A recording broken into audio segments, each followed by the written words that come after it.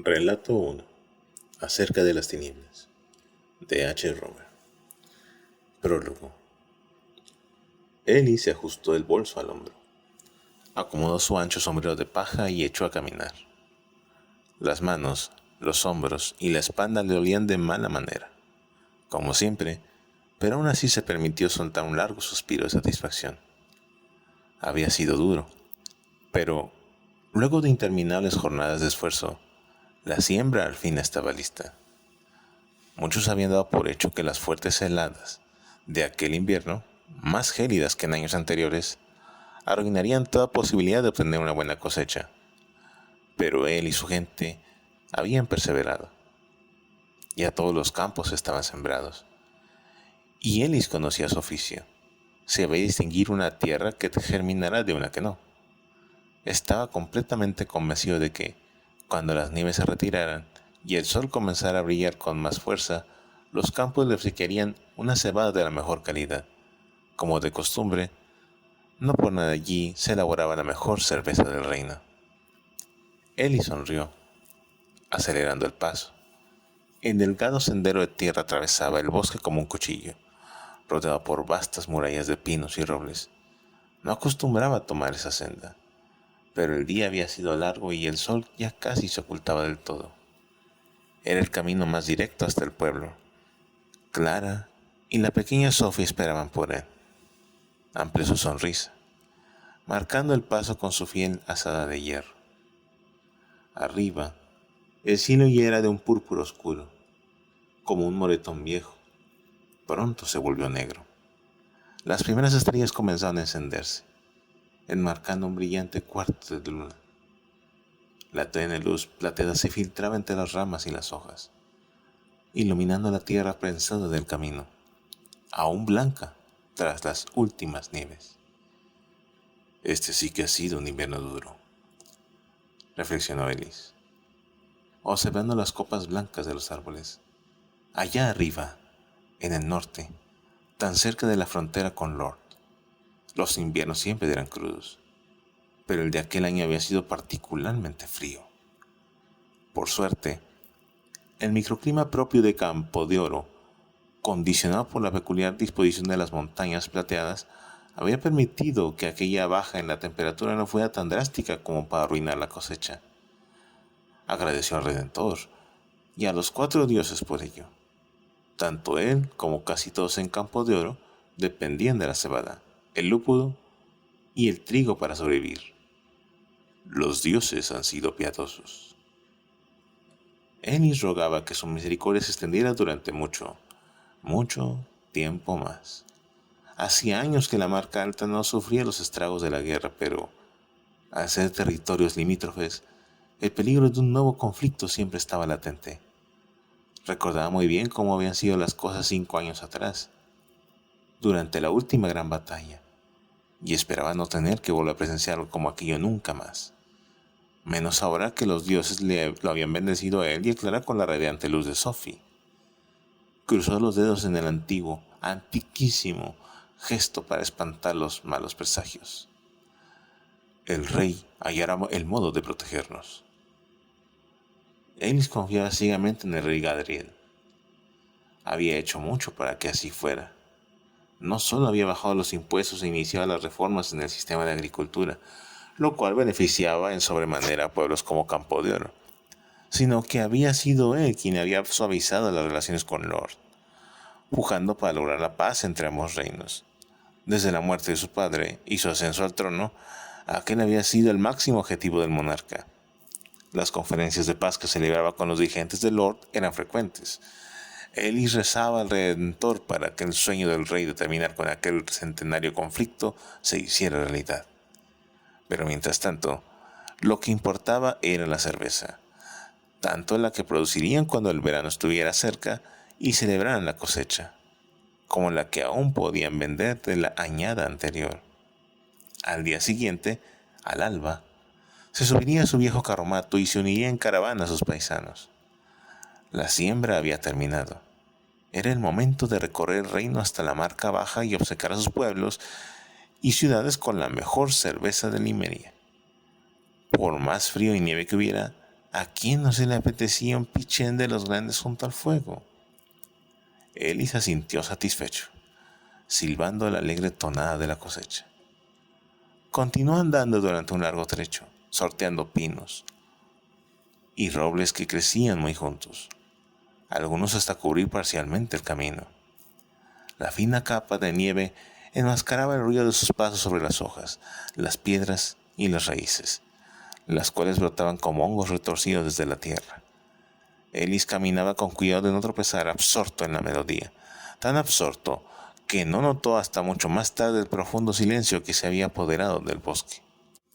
Se detuvo de repente, mirando hacia los lados. Estaba muy oscuro. Apenas podía ver los troncos de los árboles más próximos. El silencio era total. Se pasó la mano por la boca extrañado. Hasta hacía unos instantes había estado seguro de lo que los grillos cantaban. Creía haber escuchado el ulular de un búho y el soplo suave del viento entre las ramas. Pero en ese momento todo estaba en calma. Extrañamente en calma. Esbozó una sonrisa nerviosa, reanudando la marcha. El sonido amortiguó a sus pasos sobre la nieve, era lo único que podía escucharse. De repente tenía más frío. Una curiosa sensación de alerta, algo que jamás había experimentado antes, comenzó a trepar por su estómago como una viscosa serpiente de hielo. Volvió a mirar hacia la penumbra que reinaba a ambos lados del camino, acelerando el paso. Ellis no era alguien supersticioso. Honraba a los 4 dioses de alrededor, como todo hombre decente, pero no creía en los cuentos sobre alraúnes, espectros y uldras que atacan a los viajeros solitarios en el bosque. Había vivido más de 30 años inviernos en Campo de Oro, y, quitando los estragos de la última gran guerra con Lord, podía asegurar sin temor a equivocarse que la Marca Alta era la región más calma y apacible de todo Ilmeria. Allí nunca ocurría nada. La gente en Campo de Oro se iba a dormir con las puertas abiertas y la naturaleza era generosa con el hombre. Él mismo había atravesado aquel bosque muchas veces, de las que podía recordar. Y sin embargo, nunca había sentido nada como lo que experimentaba en ese momento. De repente, las sombras se le hacían más densas, más profundas. Parecían avanzar poco a poco a través del bosque, devorando los árboles como una gran mancha de tinta extendiéndose por un pergamino. El silencio se había vuelto apabullante, abrumador. Había algo extraño en el aire. Todo estaba tan silencioso que pudo oír con perfecta claridad el susurro a sus espaldas, como si algo rozara las ramas bajas de un arbusto. Ellie se dio vuelta de un salto, apretando con fuerza su azada.